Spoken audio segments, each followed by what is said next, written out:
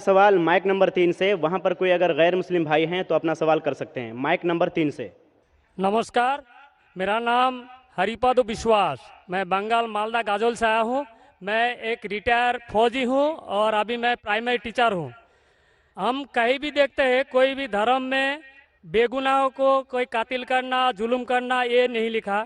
लेकिन हम देखते हैं दुनिया में कहीं भी मुस्लिम हो या हिंदू हो, बेगुनाहों के ऊपर जुल्म करते हैं।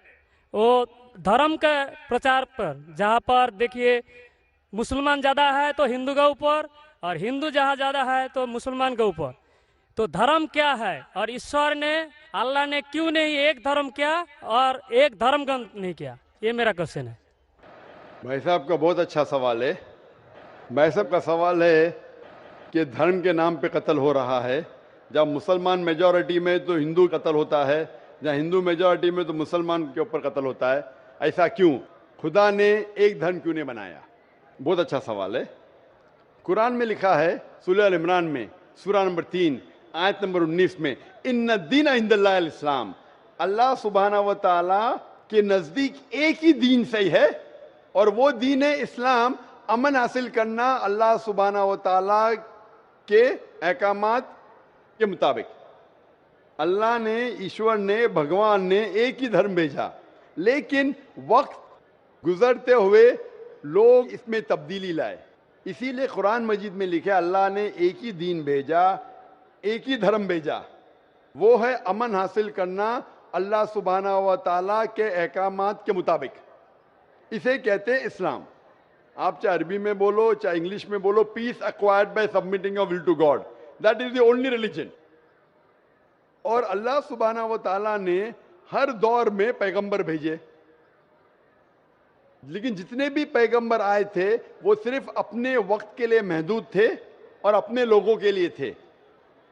और जब भी पैगंबर भेजे, जब भी किताब नाजिल हुई, लोगों ने किताब को बदला और उसमें तब्दीली लाए और एक नया मजहब पैदा हो गया, एक नया दीन पैदा हो गया। तो अल्लाह ने एक नई किताब भेजी, नया पैगंबर भेजा, लोगों ने उसके ऊपर अमल किया।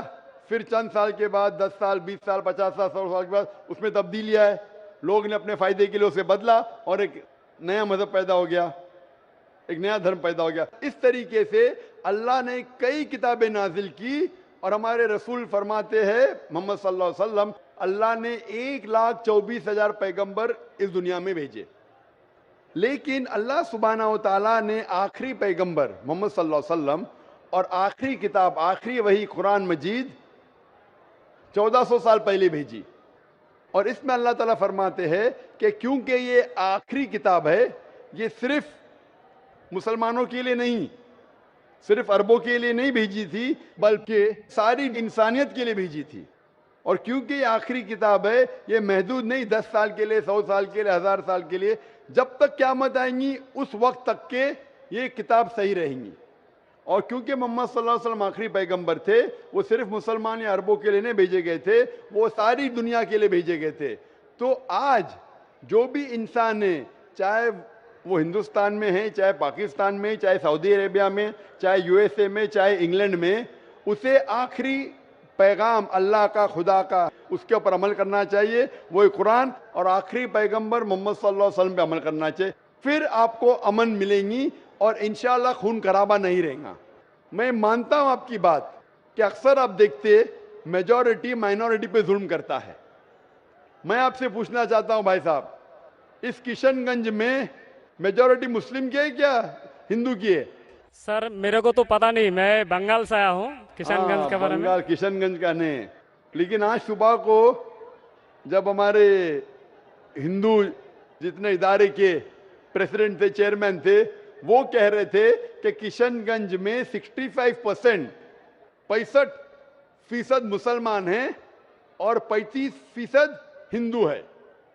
उसके बावजूद इस किशनगंज मिसाल है हिंदुस्तान में कि कभी भी हिंदू मुस्लिम का राइट नहीं हुआ। धर्म के नाम पे किसी मुसलमान ने कोई हिंदू को ना कत्ल किया, ना हिंदू ने मुसलमान को कत्ल किया।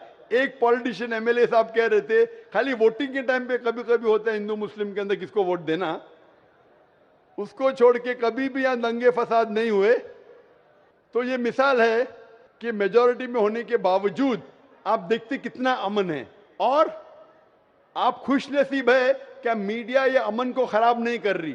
मीडिया को पता चल जाएगा मुसलमान अमन से रह रहे तो आपके अमन और शांति को अशांति में बदल देंगी। सबसे अच्छी मिसाल है कश्मीर। कश्मीर में देखो क्या हो रहा है। मीडिया आप देखेंगे, मीडिया इतना उसके पीछे लग गई कि शांति को अशांति में बदल दी। तो मैं अल्लाह से दुआ करता हूं कि किशनगंज का माहौल अमन रहे। आप मीडिया से बचिए, आप सही धर्म का पालन कीजिए, इंशाअल्लाह आपको अमन और शांति मिलेंगी। लेकिन आपके सवाल का जवाब ये है कि अल्लाह ने, ईश्वर ने, खुदा ने एक ही दीन भेजा है, वो है अमन हासिल करना। ईश्वर, भगवान, अल्लाह के जो भी अहकामात है उसको अमल में लाने के बाद, और हर इंसान अगर ये ढूंढे कि सही ईश्वर कौन है और उसका कहना क्या है, तो इंशाअल्लाह दुनिया में अमन रहेगा। लेकिन कई लोग नहीं चाहते कि दुनिया में अमन रहे, इसीलिए वो देखते हैं इस हमारे हिंदुस्तान में, सारी दुनिया में हिंदुस्तान एक ऐसा मुल्क है जहां सबसे ज्यादा मजहब के नाम पे राइट्स हुए, दंगे फसाद हुए। और इसका मैं ब्लेम डालता हूं हिंदुस्तानी नागरिक पे ने, हिंदुस्तानी पॉलिटिशियन पे, क्योंकि अंग्रेज ने हमारे देश को बांटा। अंग्रेज आए थे हिंदुस्तान में तिजारत करने के लिए, लेकिन हम पे हुकूमत की। उनकी पॉलिसी थी डिवाइड एंड रूल, हिंदू मुस्लिम को डिवाइड किया और हम पे राज किया। अंग्रेज तो चले गए, अपनी राजनीति छोड़ गए पीछे। इसीलिए मैंने एक तकरीर किया हूं, इस टेररिज्म मुस्लिम मोनोपोली, और कहा जितने भी आप दंगे फसाद देखेंगे दुनिया में, जितने भी टेररिस्ट एक्ट डायरेक्टली और इनडायरेक्टली कहीं ना कहीं पॉलिटिशियन का हाथ है।